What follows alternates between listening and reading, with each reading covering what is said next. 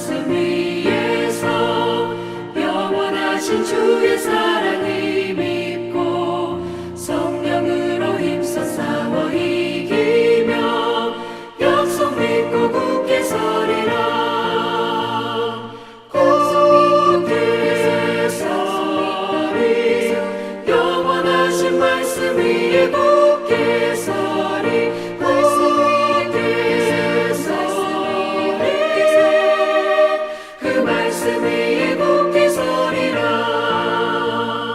주님 약속하신 말씀 위에서 성령 인도하는 대로 해가며 주님 품에 항상 안식 얻으며 약속 믿고 굳게 서리라.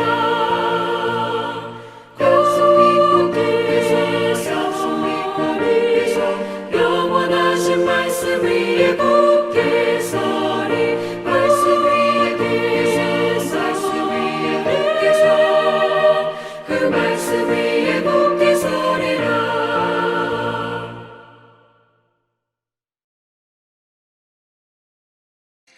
오늘 우리에게 주신 하나님 말씀은 로마서 4장 18절부터 25절의 말씀입니다. 신약성경 245쪽입니다.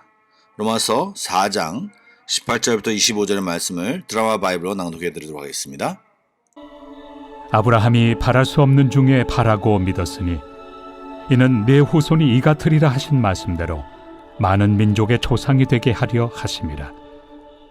그가 100세나 되어 자기 몸이 죽은 것 같고 사라의 태가 죽은 것 같음을 알고도 믿음이 약하여지지 아니하고 믿음이 없어 하나님의 약속을 의심하지 않고 믿음으로 견고하여져서 하나님께 영광을 돌리며 약속하신 그것을 또한 능히 이루실 줄을 확신하였으니 그러므로 그것이 그에게 의로 여겨졌느니라. 그에게 의로 여겨졌다 기록된 것은 아브라함만 위한 것이 아니요 의로 여기심을 받을 우리도 위함이니 곧 예수 우리 주를 죽은 자 가운데서 살리신 이를 믿는 자니라. 예수는 우리가 범죄한 것 때문에 내줌이 되고 또한 우리를 의롭다 하시기 위하여 살아나셨느니라. 평안히 주무셨습니까? 사실 인도네시아는 오늘 휴일의 아침입니다. 늦잠을 주무실 수도 있을 텐데 이 아침에도 주님과 함께 시간을 갖는 여러분들에게 특별한 주의 은혜가 넘치길 간절히 소망합니다. 오늘 본문이 있는 로마서 4장은요. 바울이 믿음의 조상인 아브라함이 어떻게 의롭다함을 받았는지를 자세히 설명하고 있는 부분이죠. 즉 행위나 율법으로가 아닌 순종과 믿음을 통해서 아브라함이 의롭다 인정함을 받았다라고 하는 것을 자세히 설명하면서 이 내용을 이제 예수님까지 연결하는 어떤 구속 언약적으로 해석을 하고 하나님의 언약의 실체이시고 성취자이신 예수님을 믿는 믿음과 연결하는 내용이 주를 이루고 있는 것이 이 4장의 내용입니다. 그런데 오늘 특별히 오늘 읽은 부분은요. 이 아브라함의 믿음을 구체적으로 설명하면서 우리의 믿음과 연결시키는 부분이 오늘 읽은 부분입니다. 이것은 당시 유대인들이 겨우 믿는 것으로만 하나님의 백성이 될 수 있겠느냐라고 하는 반론에 대해서 그들에게 믿음이 어떠한 것인가를 구체적으로 설명하고 있는 부분인 것입니다. 18절 말씀에 보니까요. 아브라함이 바랄 수 없는 중에 바라고 믿었다라고 하는 말씀이 나옵니다. 하나님이 아브라함을 부르실 때가 75세였었죠. 그때 하나님은 아브라함을 부르실 때 평생 살았던 갈대 우르, 근데 그곳에서 부르셔서 아무 연고지가 없는 가나안 땅으로 부르셨습니다. 그리고 그때부터 그에게 하나님 말씀하시길 뭐라고 말씀하셨냐면 너의 후손이 하늘의 별과 같이 그리고 바다의 모래와 같이 많은 민족을 이룰 것이고 네가 그 민족의 조상이 될 것이다 라고 이야기했습니다. 자녀가 하나도 없는데 말입니다. 그런데 그가 그것을 믿고 나아갔고 그것을 믿었던 것입니다. 우리가 예상과는 달리 25년이 지난 뒤에 100세 때 사라의 태가 모두 다쳤을 때 하나님은 이삭을 주셨습니다. 물론 아브라함이 중간에 잘못하기도 했고 그 믿음 없는 모습을 보이기도 했지만 아브라함은 끝까지 주신 말씀, 약속에 하신 말씀을 온전히 붙들었음을 성경은 기록하고 있습니다. 깊이 생각할 부분인데요. 요즘 우리들이 그냥 믿기만 하면 구원을 받습니다라고 하는 이 믿는다라고 하는 이 믿음이 너무 가볍게 생각되는 경향이 있는데요. 이 믿음과 이 아브라함의 믿음은 다소 무게감이 다르지 않을까요? 입으로만 믿는다라고 말하는 것이 아니라 진짜 마음으로 믿고 행동이 따르는 그런 믿음이 진짜 믿음인 것입니다. 이 믿음은요, 의심이 들고 실체가 있다 하면서 체면을 거는 믿음이 아닙니다. 하나님은 아브라함에게 나타나 말씀하시고 삶 가운데 함께 하시며 수많은 증거를 그에게 주셨고 하나님이 어떤 분이신가를 아브라함에게 분명히 말씀하시고 깨닫게 하시고 경험하게 하셨어요.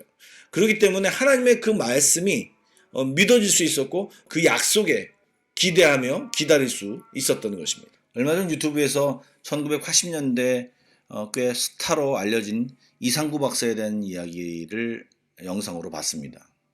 그는 제7일 안식교 교인이었죠. 그러면서 육식이 아닌 채식을 먹으라고 강조했던 그가 이제 그 제7일 안식교에서 나오고 진짜 정통 믿음을 소유하게 된 것입니다. 그리고 자기의 신앙 간증을 하게 되는 내용인데요. 제가 언젠가 이제 주일 예배 때 한번 인용을 하려고 하는데 새벽 예배 때 먼저 살짝 말씀을 드립니다. 그는 의사로서 굉장한 부를 가지고 LA 근처의 부촌에서 살고 있었다고 합니다. 근데 어느 날 그렇게 모든 것을 가지고 있었고 편안히 있고 여유가 있었음에도 불구하고 갑자기 불안함 속에 잠겼다고 합니다. 뭐 몸에 어떤 이상이 있는 것도 아닌데 괜히 정말 이 암이 걸린 것 같고 염려증 같은 것들이 생기게 되면서 뭐 그런 불안함 가운데 있었을 때 한국에서 이제 장모님이 이제 부적을 보내주셨다고 합니다. 1년에 서너 번 부적을 보내주시는데 그때마다 이 이상구 박사는 그 부적을 바라보면서 내가 이것을 왜 믿어 하면서 받자마자 푹 찢어가지고 쓰레기통에 버렸는데 이 불안감이 심한 상태였기 때문에 그 부적을 보자마자 그냥 접어가지고 지갑 속에 넣더랍니다. 근데 그 지갑 속에 넣으면서 생기는 마음이 굉장히 자존심이 상하더랍니다. 최고의 엘리트라고 내가 생각하는 내가 이 부적을 믿어야 하나 이런 생각을 하게 됐던 것이죠.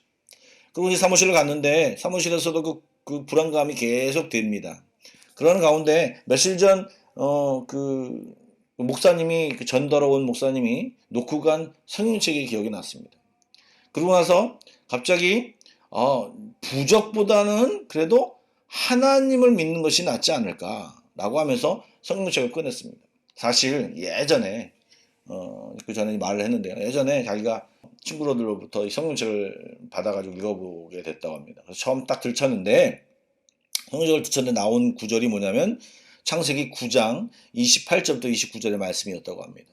홍수 후에 노아가 350년을 살았고 그의 나이가 950세가 되어 죽었더라 하고 이렇게 이 부분을 읽었는데 그 당시의 생각이 아니 사람이 어떻게 950세를 사나?